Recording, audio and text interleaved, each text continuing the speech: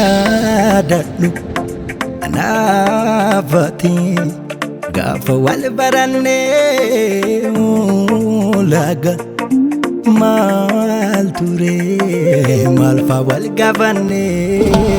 akkatti wal utubnee turre jaalalaanee atuu beekta giftii koo iwayu akkanaanee.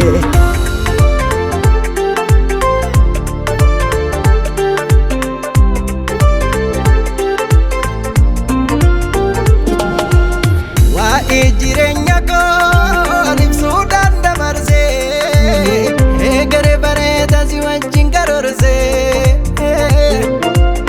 abjuu qabnaa borii karaa fagoo deemna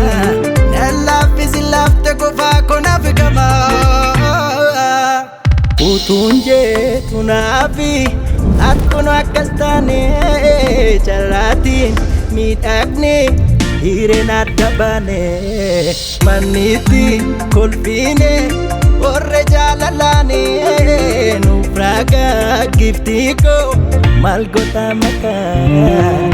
baay'inni jechoo dubbiin arrabaa sirra naan caaloo inni ni darba wanta keessa kee dhugaa keen beekaa karaa deemsa kee nu fageega baay'inni jechoo dubbiin arrabaa sirra naan caaloo inni ni darba wanta keessa kee dhugaa keen beekaa karaa deemsa kee nu fageega hir'ina koo keessa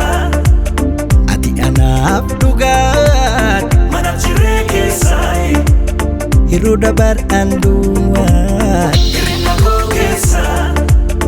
ati anaaf dhugaat mana jiree keessaayi hir'uu dabar anduwaat.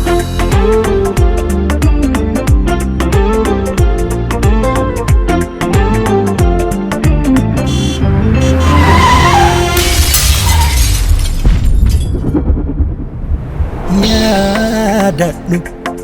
anaafati gaafa wal barannee laga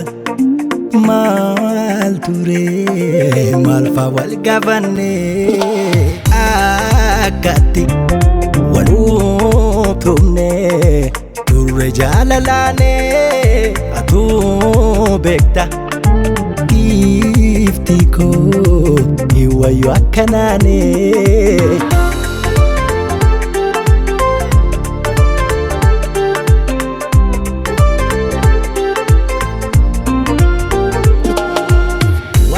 Jireenya koo ibsuudhaan dabarsee eegale bareeda si wajjin karoorsee abjuu qabnaa borii karaa fagoo deemna nan laaffisi laafte qofaa konaaf gamaa utuun jeetu naafi akkunu akkas taanee jalaatiin miidhagni hiireen adda baanee toleena jettaaree waan sirra barbaadee al tokko deebi'i ani jakeen yaade daawwitii manoo ifa jiru koo ati deemnaanii mul'ateeru koo karaan fakkaatus dhufuun koonolu kabasiini maa waan olmi jedhu daawwitii manaa ifa jiru koo ati deemnaanii mul'ateeru koo karaan fakkaatus dhufuun koonolu kabasiini maa waan olmi jedhu hir'ina koo keessa ati anaaf dhugaat mana jiree keessaayi hir'uu dabar anduwaat hir'ina koo keessa ati anaaf dhugaat mana jiree keessaayi